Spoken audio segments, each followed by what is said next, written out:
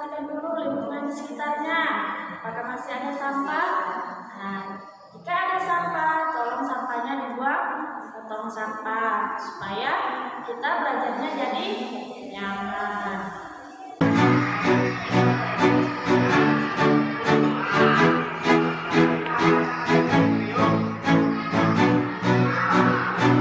Setelah sampahnya dibuang ke tong sampah, anak-anak nomor 5 jangan lupa tangannya dicuci supaya kuman yang menempel di tangan jadi hilang.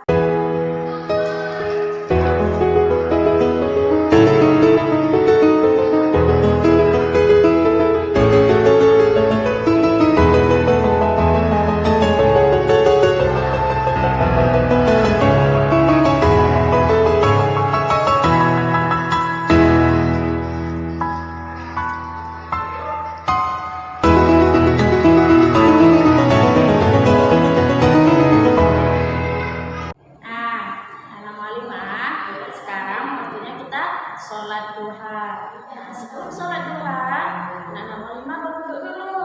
Nah, supaya wudhunya baik dan benar, coba perhatikan dulu video mu'allimnya ya. Bagaimana tata cara berwudhu yang baik dan benar. Selamat menyaksikan. Assalamualaikum warahmatullahi wabarakatuh. Kaifahluk anak-anakku semua, anak-anak mu'allim yang mu'allim sayangi. Semoga kita senantiasa dalam rahmat Allah, sehat walafiat, sehingga kita bisa mengikuti atau menjalankan kewajiban kita, itu belajar dengan sebaik-baiknya. Baik, kita berjumpa lagi sekarang, yaitu untuk belajar tentang tata cara wudhu. Sebelum kita mengetahui tentang tata cara wudhu, mu'allim akan menyampaikan beberapa hal yang berkaitan dengan masalah wudhu. Baik anak-anakku, wudhu adalah salah satu hal dari beberapa macam toharoh atau bersuci. Ya, di antara beberapa suci itu adalah wudhu. Apa sih bersuci itu? Bersuci itu artinya kita menghilangkan hadas besar ataupun hadas kecil. Hadas besar dengan cara mandi, hadas kecil dengan cara berwudhu. Maka ada beberapa cara bersuci. Yang pertama, mandi. Yang kedua, wudhu. Yang ketiga, tayamum. Yang keempat, istinja. Ya, mandi, wudhu, tayamum, istinja. Mandi anak-anak semua sudah tahu, wudhu sudah biasa. Tayamum, nah seperti apa tayamum? Tayamum itu menggunakan debu yang suci. Debu suci itu debu yang tidak terkena najis. Kalau tayamum itu yang diusap hanya sekedar wajah dan kedua tangan. Nah, tayamum itu sendiri sebagai pengganti mandi ataupun wudhu ketika tidak ada air atau dalam keadaan darurat sakit. Sedangkan istinja itu apa? Istinja? Istinja adalah cebok, baik cebok setelah kita BAB atau membuang air hajat besar atau selesai kita pipis, namanya cebok. Yang kesemuanya itu wajib. Baik anak-anak semua, hari ini kita akan belajar tentang wudhu. Yang pertama mau sampaikan tentang tata cara wudhu. Ada berapa tata cara wudhu? Tata cara wudhu ada 10. Yang pertama adalah membaca bismillah. Ya, pertama bismillah. Sebelum kita melakukan apapun, membaca bismillah dulu. Yang kedua, membersihkan atau mencuci telapak tangan hingga pergelangan. Ya, hingga pergelangan. Kita bersihkan begini. Nah, kenapa harus kita bersihkan sebelum kita wudhu? Siapa tahu telapak tangan kita itu memegang sesuatu yang najis, yang kita tak sadar. Ada atau tidak, sunnahnya kita membersihkan telapak tangan sampai pergelangan. Nah, Setelah selesai memberikan telapak tangan, kemudian kita berkumur-kumur. Apa berkumur-kumur itu? Kita mengambil air, nanti mulai mencontohkan ini sekedar lihat dulu. Mengambil air, masukkan ke mulut, kemudian dikocok-kocok dalam mulut, buang ke kiri. Ya, nanti mau praktekkan. Kemudian yang keempat, istinsyak, kemudian istinsyak, kemudian istinsyar. Menghirup air ke hidung, kemudian kita buang untuk membersihkan lubang hidung. Selanjutnya yang kelima adalah niat, yaitu di mana tempatnya niat? Niat itu ada di dalam hati tempatnya, ya, di dalam hati. Hati yang menyengaja melakukan wudu. Kata hati. Nah, melafalkan atau membaca niat itu sunnah. Nah, seperti apa lafaznya niat? Nawaitul wudu'a li raf'il hadatsil asghari fardhan lillahi ta'ala. Itu lafaznya niat. Nah, kemudian membasuh muka, ini yang keenam kan? Membasuh muka 3 kali. Mana muka itu? Atas mulai tumbuh rambut ini, bawah sampai tulang rahang, samping sampai telinga, basuh. Nanti mohon praktekkan. Kemudian yang keenam adalah membasuh kedua tangan hingga siku-siku. Membasuh kedua tangan hingga siku-siku. Berarti membasuhnya, nah, itu dari ujung jari air mengalir ke siku-siku. Bukan begini, bukan berarti ini pun tak salah, tapi bagusnya seperti ini. Nah, dari tangan sampai siku, air mengalir ke bawah sini. Ya, makanya kalau mau wudu itu tampakkan siku-sikunya ini. Kalau lengannya panjang tarik ke atas, tampakkan siku-sikunya. Ya, nah, basuh 3 kali. Ya.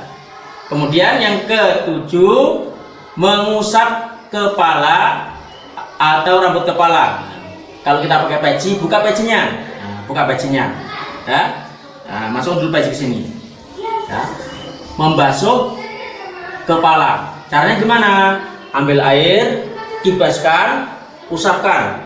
Ini tengok malin. Usapkan begini, tarik ke belakang, kemudian kembalikan ke depan lagi. Ya, ini namanya membasuh kepala. Ya. Selanjutnya yang ke-8 adalah disunahkan mengusap kedua telinga. Nah, gimana caranya? Pertama, jari telunjuk membersihkan telinga dalam, ibu jari telinga luar. Nah, gosok begini ya. Ambil air, kibaskan, usapkan. Nah, yang kanan dulu, baru yang kiri. Ambil air, nah, bersihkan. Ya, itu. Kemudian yang ke-9 adalah kita membasuh kedua kaki hingga mata kaki. Membasuh kedua kaki hingga mata kaki. Ya, caranya gimana? Kaki kanan dulu, ya, kaki kanan dulu. Yang membasuh pakai tangan kiri. Cara membasuhnya dari ujung jari sampai mata kaki, ini mata kaki. Curahkan air dari sini biar nanti mengalir ke bawah sini. Ya, digosok. Ya. Siap yang kanan, baru yang kiri. Yang kiri pakai digosok pakai tangan kanan, sama. Ya. Curahkan air dari ujung jari sampai ke mata kaki sini. Ya, gosok. Nah, ini caranya. Ya. Nah. Baik, akan mualim praktekkan. Tengok ya. Jangan dibuka air besar-besar. Nah, ini tidak boleh. Kecilkan aja ini. Nah, cukup. Nah, yang pertama adalah sebelum kita buka keran, kita baca bismillah dulu. Bismillahirrahmanirrahim. Nah, kecilkan aja ini, jangan kencang-kencang. Nah, kenapa tak boleh kencang-kencang? Berlebih-lebihan menggunakan air itu tidak boleh. Ya, tidak boleh berlebih-lebihan. Israf itu dibenci. Nggak boleh. Baik. Nah, bersihkan telapak tangan sampai pergelangan.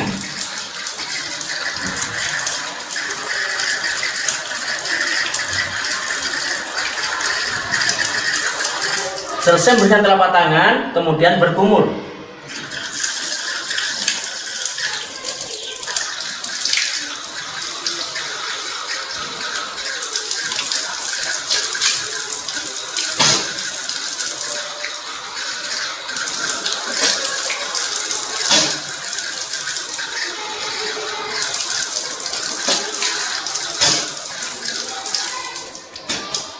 Jadi satu kali kita mengambil air untuk berkumur dan istinsyak dan istinsyaq.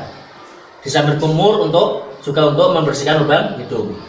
Berarti berkumur sudah, membersihkan lubang hidung sudah, baru kita sekarang mulai membasuh, niat bersamaan membasuh muka ya. Bolehkah dibaca niatnya? Boleh, untuk menyadarkan hati kita. Nawaitul wudu'a li raf'il hadatsil aswari fardhan lillahi ta'ala.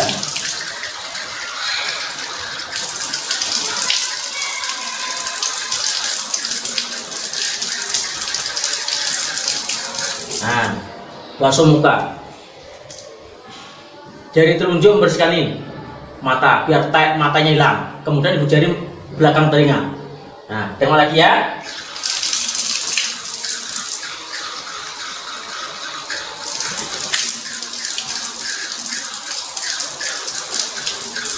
Nah, yang berjenggot kayak Malim ini, nah, di sela-sela.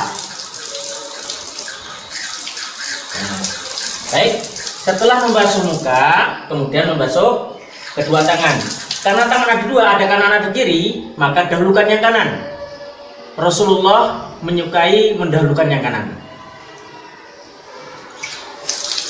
Nah, membasuh tangan sampai siku-siku. Tengok. Pastikan air mengalir sampai siku-siku. Baru digosok. Siap yang kanan, yang kiri.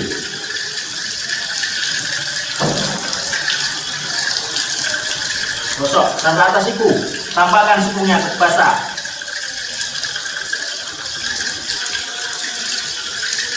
Baik. Kemudian menyela-nyela jari. Baik, setelah membasuh kedua tangan hingga siku, kemudian mengusap kepala. Ambil air, tugaskan. Nah, gini caranya. Nah, satu kali. Atau begini. Tapi abdolnya adalah sekali saja, tapi seluruh kepala dibasuh, diusap, seluruh kepala diusap. Nah, itu sudah. Khusus untuk perempuan, karena dia pakai jilbab, maka otomatis ketika wudhunya di tempat terbuka, tidak bisa buka jilbab karena nampak aurat nanti. Maka cukup diangkat sedikit,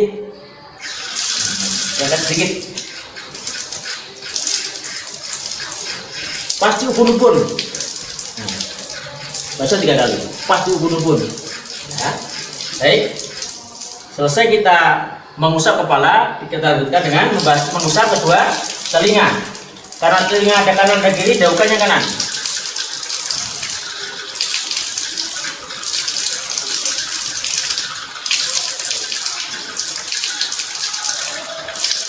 Oke.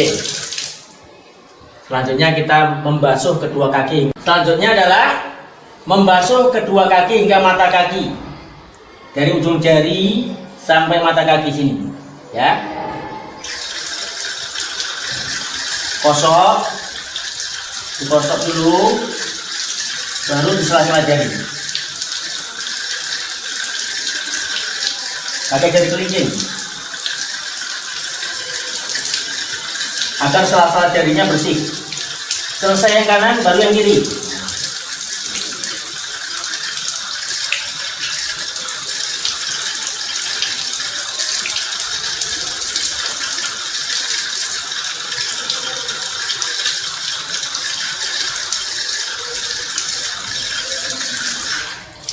Dah selesai. Yang terakhir kita membaca doa selesai wudhu, menghadap kiblat, tengadahkan tangan menghadap ke langit. Kalau bisa di tempat terbuka. Ya, baik. Bismillahirrahmanirrahim. Asyhadu an la ilaha illallah wahdahu la syarikalah wa asyhadu anna Muhammadan abduhu wa rasuluh. Allahumma ja'alni minat tawwabina wa ja'alni minal mutatahhirin wa ja'alni min ibadikas sholihin. Alhamdulillah, belajar wudhu sudah siap. Apa yang Mu'alim sampaikan dari awal sampai akhir, semoga ada manfaatnya. Sampai di sini dulu perjumpaan kita anak-anakku semua. Ila liqa ma'assalamah. Assalamualaikum warahmatullahi wabarakatuh. Nah, setelah kita sholat duha, kita mulai belajarnya ya. Sebelum belajar, kita berdoa dulu. Nah, yuk kita baca doanya sama-sama. Ada tangannya ya. Bismillahirrahmanirrahim. Rabbi zidni ilma warzuqni fahma waj'alni min ibadikas sholihin. Amin. Nah, baiklah, kita masuki pelajaran kita yang pertama, yaitu Hifzul Al-Quran, menghafal surah An-Nazi'at. Nah, semalam kita sudah menghafal surah An-Nazi'at ayat 1 sampai 27. Sekarang kita akan melanjutkan hafalan kita ayat 28. Nah, sebelum masuk hafalan kita yang ke-28, kita murojaah dulu. Murojaah surah An-Naba dan surah An-Nazi'at. Nah, yuk kita baca sama-sama. A'udzu billahi minasy syaithanir rajim. Bismillahirrahmanirrahim. Amma yatasaalun 'anil naba'il 'azim alladzi hum fihi mukhtalifun. Kalla saya'lamun, tsumma kalla saya'lamun,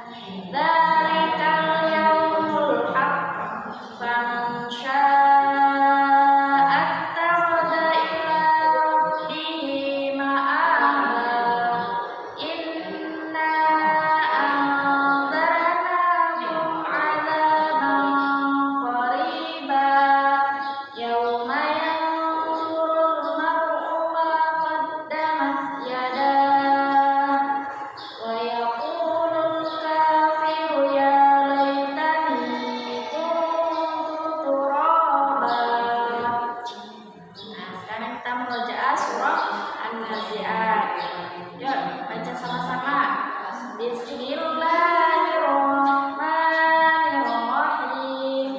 Wan-nazi'ati gharqa, wan-nasyitati nashta, was-sabihati sabha, fas-sabiqati sabqa, fal-mudabbirati amra, yauma tarjufur rajifah, tatba'uha radifah, qulubun yawma idzin wajifah, absaruha khashi'ah, yaquluna inna lamarduduna fil hafirah, aidza kunna 'idhaman nakhirah, qalu tilka idzan karratun khasirah, fa innama hiya shajaratun wahidah,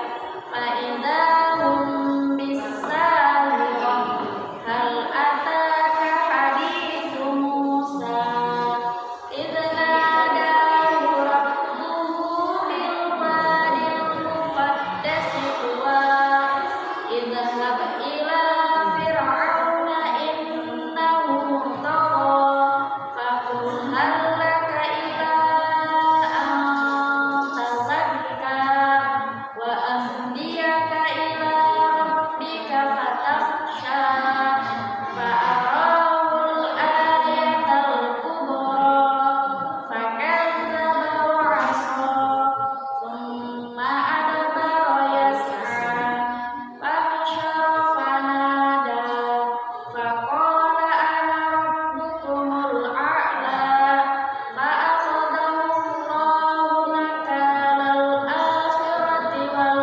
ula, inna fi dzalika la'ibratan liman yakhsha, a'antum ashaddu khalqan amis samaa'u banaha. Nah, sekarang kita akan melanjutkan hafalan kita ayat ke-28. Perhatikan Ma'limah ya. Nah, sekarang kita hafal surah An-Nazi'at ayat yang ke-28 ya. Yuk, ikuti Ma'limah. Rafa'a samkaha fasawwaha. Nah, di sini perhatikan ya, ini a, ain bukan a, bukan alif tapi ain. Rafa'a, rafa'a. Nah, kemudian samkaha, ini juga ha besar. Samkaha, samkaha. Fasawwaha. Nah, yuk ikuti Ma'limah lagi ya. Rafa'a samkaha fasawwaha. Rafa'a samkaha fasawwaha. Rafa'a samkaha fasawwaha.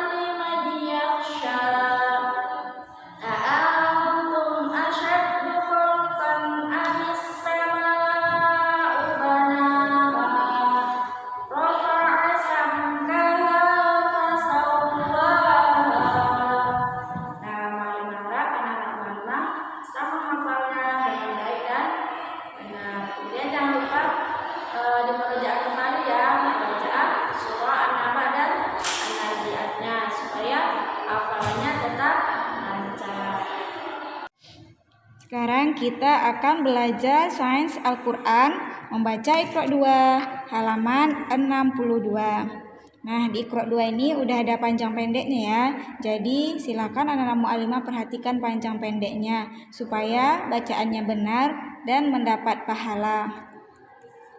Ya, sebelum baca Iqra, kita membaca basmalah dulu ya. A'udzu billahi minasyaitonir rajim. Bismillahirrahmanirrahim.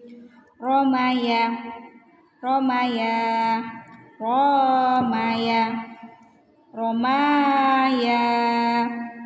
Ba'a, baya'a, baya'a, baya'a. Qoma, qawama, qawama, qawama. Dama, dawama, dawama, dawama. Ana, anaya, anaya, anaya. Zada, zadaya, zadaya, zadaya. Hala, halawa, halawa, halawa. Qala, qalawa, qalawa, qalawa. Shadaqallahul azim. Oke, silakan anak mu'allimah baca Iqra-nya dengan perhatikan panjang dan pendeknya. Nah, ketika dia berwarna merah berarti dibaca panjang, dan ketika berwarna hitam baca pendek saja. Baiklah, kita masuki pembelajaran selanjutnya yaitu adab Islam. Dulu ya.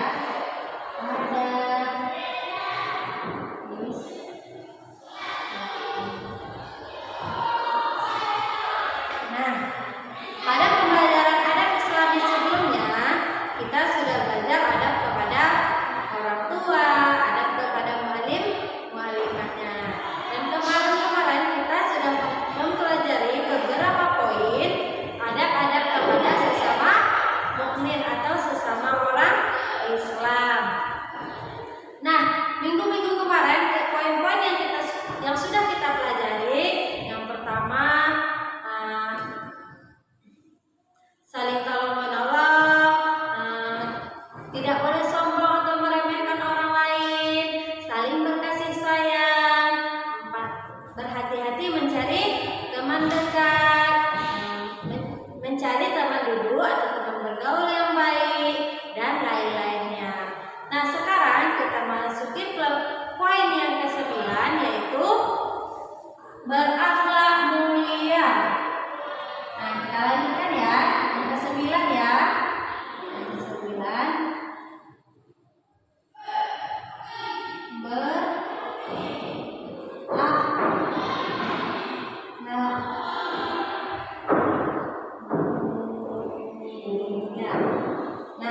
berakhlak mulia maksudnya adalah berperilaku yang mulia, berperilaku yang baik.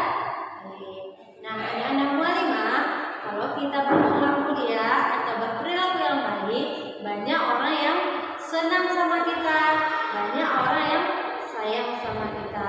Terutama yang sayang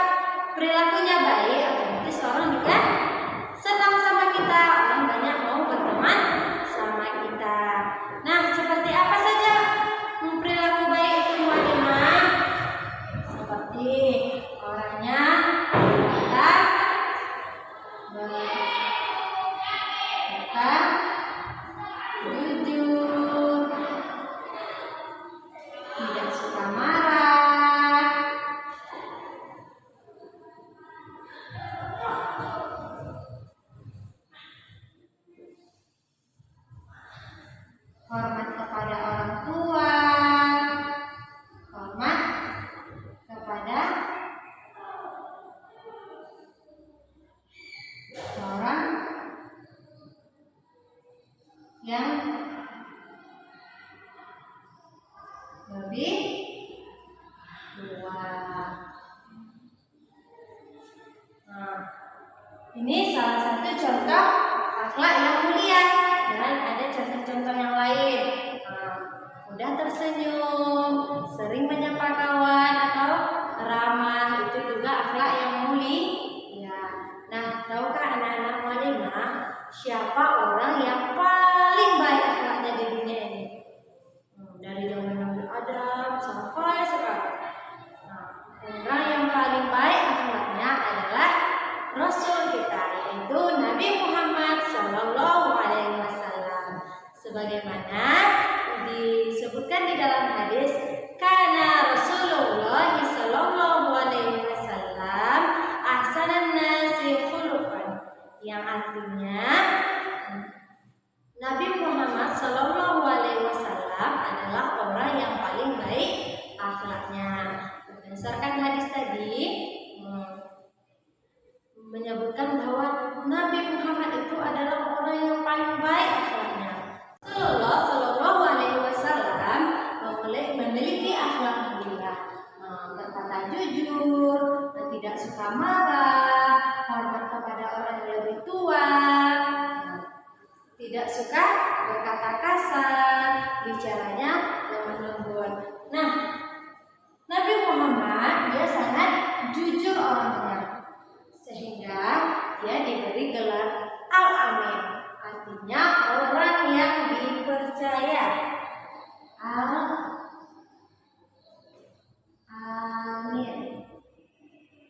artinya orang yang dipercaya. Nah, karena kita teladan kita Nabi Muhammad SAW, maka kita harus berusaha untuk berakhlak mulia sebagaimana yang dicontohkan oleh Nabi kita. Itulah tadi kita yang ke-9, berakhlak mulia. Sekarang kita lanjutkan yang ke-10, yaitu jangan memanggil dengan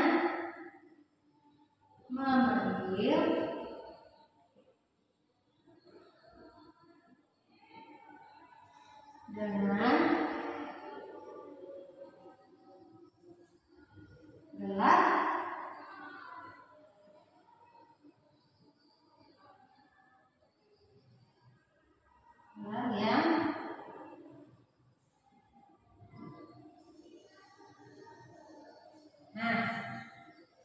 tadi kita sudah belajar akhlak mulia. Akhlak mulia itu bicara yang sopan, tidak suka marah, membuat orang lain senang. Dan kita masuki yang 10, jangan memanggil dengan yang gelar yang buruk. Nah, contohnya memanggil dengan gelar yang buruk seperti apa? Ada teman kita badannya gendut, itu kita nggak manggil namanya, padahal namanya bagus dikasih orang tuanya, panggilnya gendut. Nanti ada lagi yang kurus, panjang tiang listrik, gitu. Itu tidak boleh, harus memanggil dengan nama yang baik, karena orang tuanya sudah memberikan nama yang baik dengan arti yang baik, karena nama itu adalah doa dari orang tuanya. Jadi kita harus memanggil teman kita dengan nama yang baik, tidak boleh dengan nama yang buruk. Nah, selain kita mendoakan dia yang buruk-buruk, dengan memanggil nama yang buruk, kita juga menyakiti hati teman kita. Nah, kalau anak-anak mualimah dipanggil dengan nama yang buruk, sakit hati enggak? Sakit hati kan? Kalau kita sakit hati dipanggil dengan nama yang buruk, berarti kita juga tidak boleh memanggil teman kita dengan nama yang buruk. Sekarang tugas anak-anak mualimah, tulis ini di buku warna fotokan, kirim ke WhatsApp Malimah. Demikianlah pembelajaran kita hari ini. Jangan lupa murojaah surah An-Naba, murojaah surah An-Nazi'at, dihafal surah-surahnya. Dan sering-sering membaca Iqra atau mengaji. Perhatikan panjang pendek, bacakan dengan makhraj yang benar. Sering-sering ya. Dan ada kata Islami yang sudah kita pelajari, mohon dipraktekkan baik itu di dalam kelas, di rumah atau di lingkungan lainnya. Sekarang Malimah tutup dengan alhamdulillahirabbil alamin dan doa kafaratul majlis. Subhanallah